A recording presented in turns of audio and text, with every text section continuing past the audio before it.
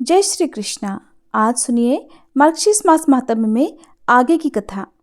देवर्षि नारद जी ने पूछा, हे भगवान, गोकुल में यशोदा भवन के भीतर श्री कृष्ण को रखकर जब वसुदेव जी ने अपने घर को प्रस्थान किया, तब नंदराय जी ने किस प्रकार पुत्रोत्सव मनाया? श्री कृष्ण ने वहां रहकर क्या किया? वे कितने वर्षों तक वहां रहे? प्रभु, आप उनकी बाल क्रीड़ा का, बाल लीलाओं का क्रमशः वर्णन कीजिए। पूर्व काल में गोलोक में श्री राधा के साथ भगवान ने जो प्रतिज्ञा की थी, वृंदावन में उस प्रतिज्ञा का पालन उन्होंने किस प्रकार किया? प्रभु, उस समय भूतल पर वृंदावन का स्वरूप कैसा था? उनका रास मंडल कैसा था? वो सब भी बताइए। रास क्रीड़ा और जल क्रीड़ा का विस्तार पूर्वक वर्णन कीजिए। नंद जी ने कौन सी तपस्या की थी? यशोदा और रोहिणी ने कौन सा तप किया था? श्री हरि से पहले हलधर का जन्म कहाँ हुआ था? श्री हरि का अर्थात श्री कृष्ण का अपूर्व आख्यान अमृत खंड के समान माना गया है। विशेषतः कवि के मुख में श्री हरि चरित्रमय काव्य पद पद पर नया प्रतीत होता है। प्रभु, आपने ही ये वर्णन किया है कि आप दोनों नर और नारायण श्री हरि के चरणों में विलीन हो गए थे। उनमें भी आप ही साक्षात गोलोक के अंश हैं, इसलिए उनके ही समान महान भी हैं। इसलिए आप उनका भी वर्णन कीजिए। भगवान नारायण बोले, हे नारद, ब्रह्मा, शिव, शेष, गणेश, कूर्म, धर्म, मैं, नर तथा कार्तिकेय, ये 9 श्री कृष्ण के अंश हैं।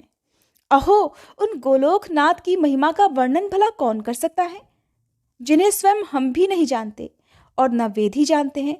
फिर दूसरे विद्वान क्या जान सकते हैं?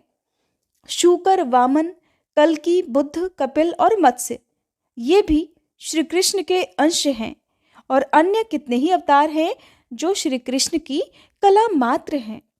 फिर भी हे ब्राह्मण सुनो, मैं तुमसे यशोदा, नंद और रोहिणी के तप का वर्णन करता हूँ, जिसके कारण उन्होंने श्री कृष्ण का मुंह देखा था। वसुओं में श्रेष्ठ तपोधन द्रोण नंद नाम से इस धरातल पर अवतरित हुए थे। उनकी पत्नी जो तपस्विनी धरा थी, वे ही सती साध्वी यशोदा हुई थी।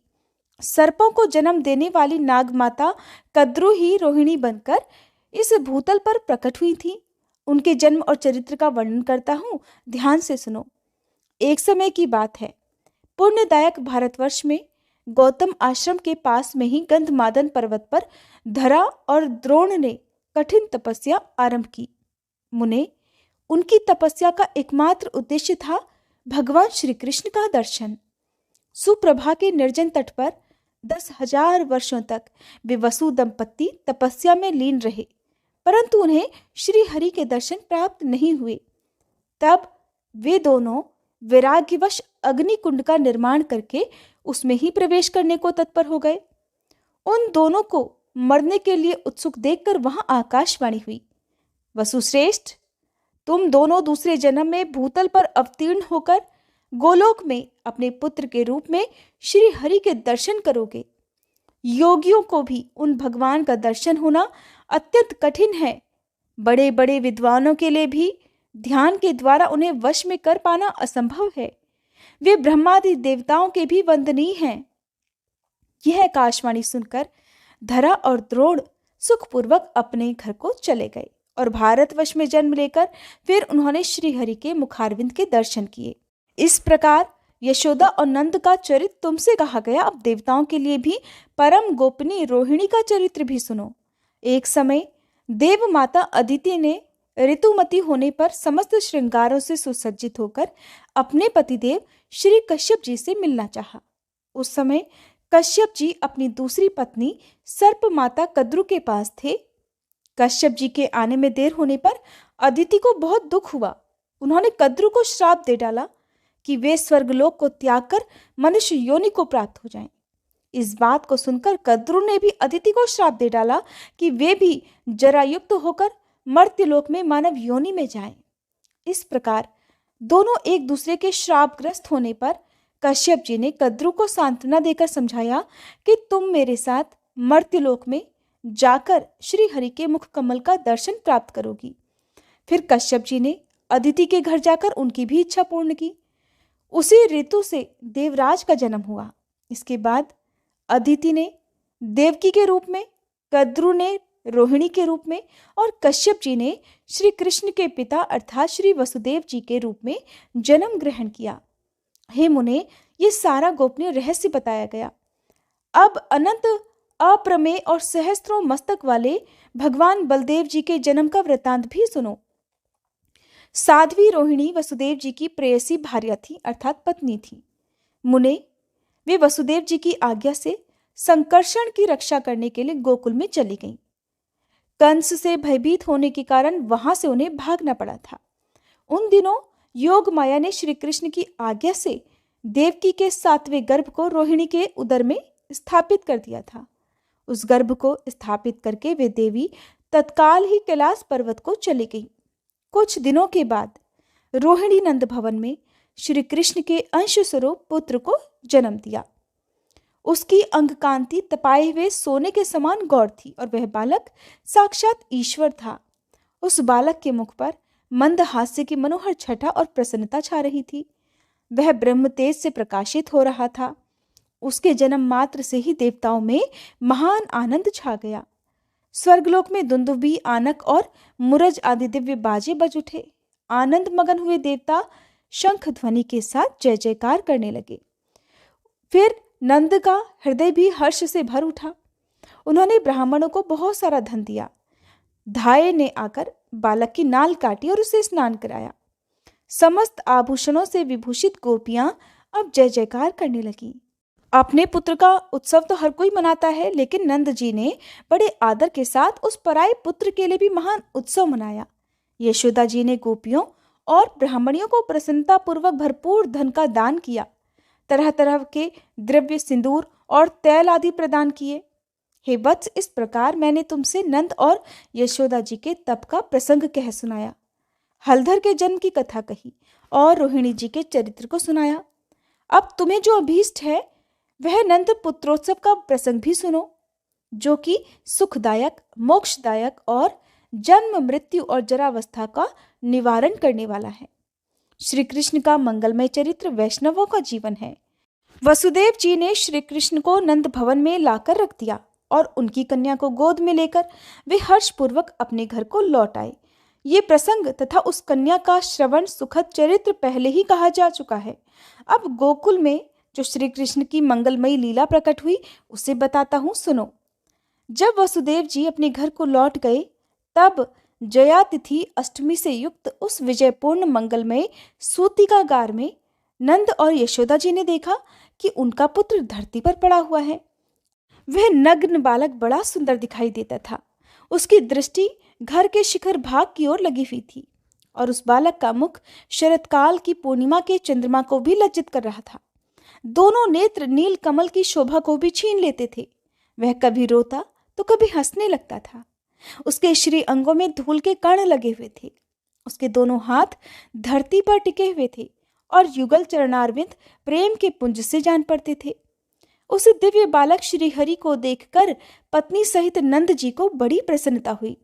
फिर धाय ने ठंडे जल से उस बालक को नहलाया और उसकी नाल काट दी।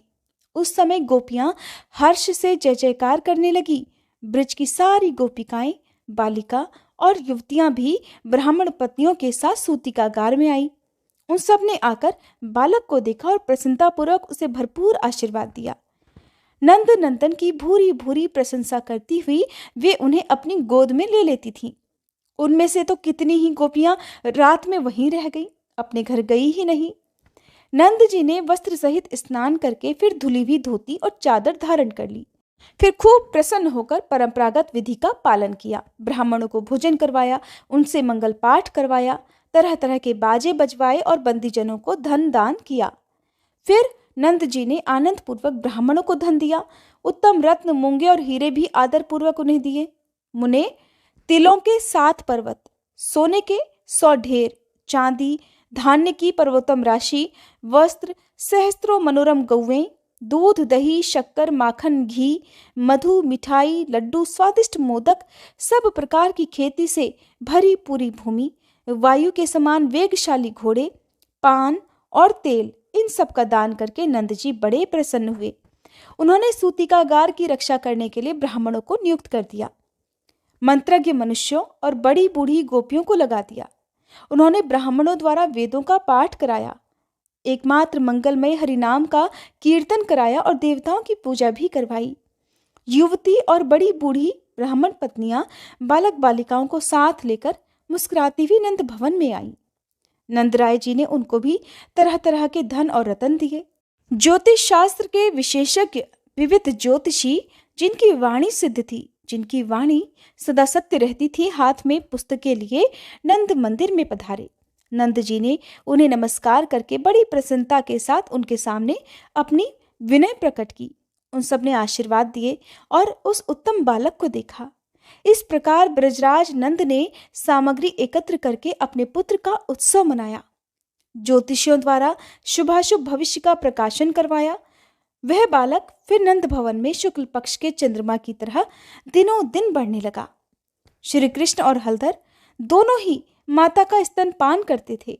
मुने वहां नंद के पुत्रोत्सव में प्रसन्न हुई रोहिणी देवी ने आई हुई स्त्रियों को प्रसन्नता पूर्वक तेल, सिंदूर और तांबूल प्रदान किए।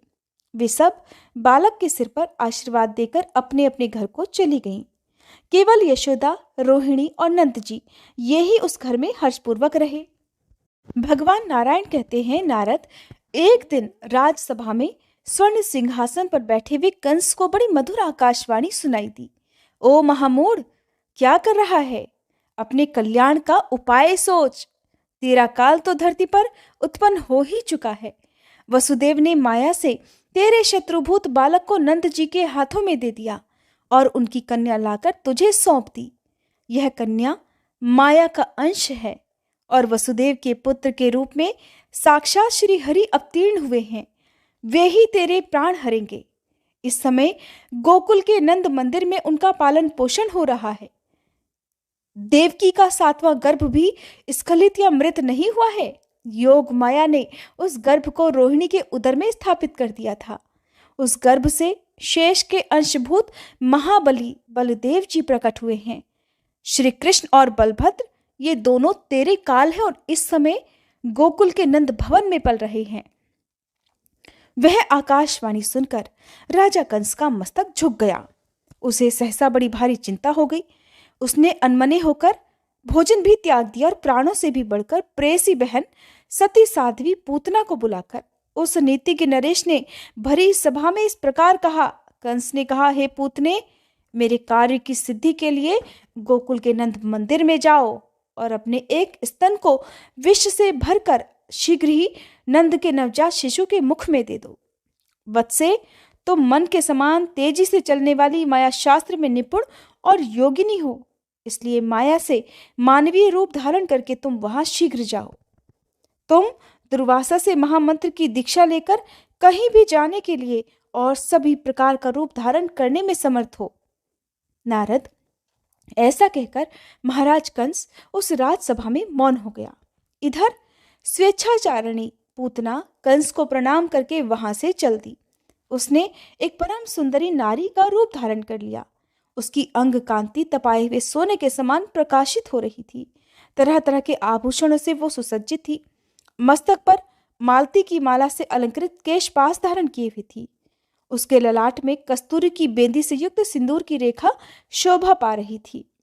ब्रज में पहुंचकर पूतना ने मनोहर नंद भवन पर नजर डाली। वो दुर्लंघ्य और गहरी खाइयों से घिरा हुआ था। साक्षात विश्वकर्मा जी ने दिव्य प्रस्तरों अर्थात पत्थरों द्वारा उसका निर्माण किया था। इंद्रनील, मरकत और पद्मराग मणियों से उस भवन की शोभा बड़ी ही दिव्य हो रही थी। सोने के दिव्य कलश और चित्रित शुभ शिखर उस नंद मंदिर की शोभा बढ़ाते थे। मोती, माणिक के पारस मणि और रत्न आदि वैभवों से घिरे हुए उस भवन में स्वर्णमय पात्र और घड़े बड़ी भारी संख्या में दिखाई दे रहे थे। करोड़ों गौवें उस भवन के द्वार की शोभा बढ़ा रही थी। लाखों ऐसे गोप किंकर वहां पर विद्यमान थे जिनका भरण पोषण नंद भवन से ही होता था। तरह तरह के कार्यों में लगी हुई सुंदर दासियां उस भवन की शोभा बढ़ा रही थी। सुंदरी पूतना ने अत्यंत मनोहर वेश धारण करके मंद मुस्कान की छटा बिखेरते हुए अब नंद मंदिर में प्रवेश किया। उसे महल में प्रवेश करती देखकर वहां की गोपियों ने उसका बड़ा आदर किया। वे सोचने लगी, कहीं ये कमलालया लक्ष्मी या फिर साक्षात दुर्गा जी ही तो नहीं है, जो साक्षात श्री कृष्ण के दर्शन करने के लिए यहाँ पधारी है। गोपियों और गोपों ने उसे प्रणाम किया और कुशल समाचार पूछा। उसे बैठने के लिए सिंहासन दिया, पैर धोने के लिए जल अर्पित किया और पूतना ने भी सभी गोप बालकों का कुशल मंगल पूछा। फिर वह सुंदरी मुस्कुराती हुई सिंहासन पर बैठ गई। उसने बड़े आदर के साथ गोपियों का दिया हुआ पाद्य जल ग्रहण किया। तब सभी गोपियों ने पूछा, स्वामिनी तुम कौन हो? इस समय तुम कहाँ रहती हो? तुम्हारा नाम क्या है और यहाँ पर आने का तुम्हारा कारण क्या है, ये तो बताओ। उन गोपियों की बातें सुनकर वह भी मनोहर वाणी में उनसे बोली, मैं मथुरा की रहने वाली गोपी हूँ। इस समय एक ब्राह्मण की पत्नी हूँ। मैंने संदेशवाहक के मुख से ये मंगल सूचक संवाद सुना है कि वृद्धावस्था में नंदराय जी के यहाँ महान पुत्र का जन्म हुआ है। ये ही सुनकर मैं उस पुत्र को देखने और उसे अभीष्ट आशीर्वाद देने के लिए यहाँ आ गई हूँ। अब तुम लोग नंद नंदन को यहाँ ले आओ, मैं उसे देखूंगी और आशीर्वाद देकर चली जाऊंगी। ब्राह्मणी का ये वचन सुनकर यशोदा जी का हृदय हर्ष से खिल उठा। उन्होंने बेटे से प्रणाम कराकर उसे उस ब्राह्मणी की गोद में दे दिया। बालक को गोद में लेकर उस सती साध्वी पुण्यवती पूतना ने बार बार उसका मुख चूमा और सुखपूर्वक बैठकर उस नन्हे से शिशु के मुख में अपना स्तन दे दिया। साथ ही वह बोली, हे गोप सुंदरी, तुम्हारा ये सुंदर बालक तो अत्यंत अद्भुत है। ये गुणों में साक्षात भगवान नारायण के समान है। श्री कृष्ण अब उस विषैले स्तन को पीकर उसकी छाती पर बैठे बैठे हंसने लगे। उन्होंने उस विष मिले हुए दूध को अमृत के समान मानकर पूतना के प्राणों के साथ ही पी लिया। साध्वी पूतना ने अपने प्राणों के साथ ही देखते उस बालक को त्याग दिया। मुने वह प्राणों को त्याग कर धरती पर गिर पड़ी।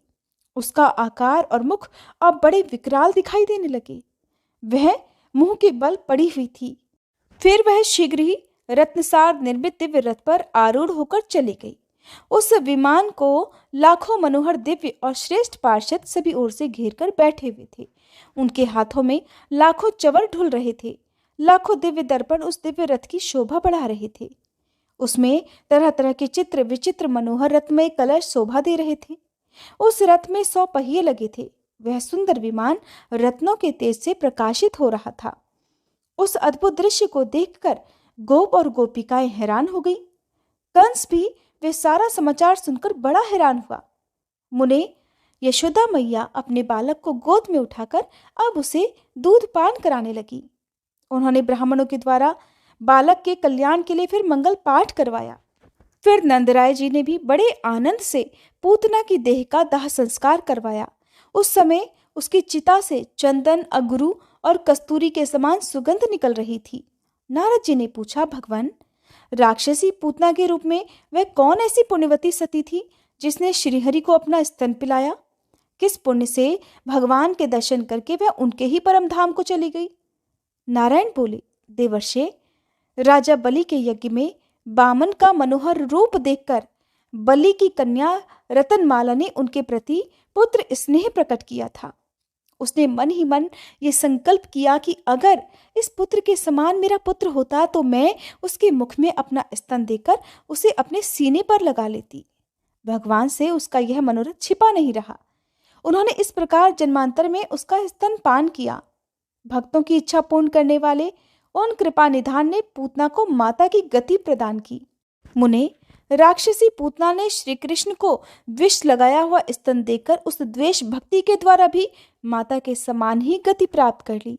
ऐसे परम दयालु भगवान श्री कृष्ण को छोड़कर मैं और किसका भजन करूं? विप्रवर, इस प्रकार मैंने तुमसे श्री कृष्ण के गुणों का वर्णन किया जो पद पद पर अत्यंत मधुर है। इसके अलावा भी जो श्री कृष्ण की मधुर लीलाएं हैं उनका तुम्हारे सामने वर्णन आरंभ करता हूँ। हरे कृष्णा। आज के अध्याय में बस इतना ही। इसके आगे की कथा सुनने के लिए अगले अध्याय का इंतजार जरूर कीजिएगा। उम्मीद है आपने हमारा व्हाट्सएप चैनल भी फॉलो करना शुरू कर दिया होगा। अगर नहीं किया है तो कम्युनिटी पोस्ट में व्हाट्सएप चैनल का लिंक है, आप चैनल पर क्लिक करके फॉलो कर सकते हैं।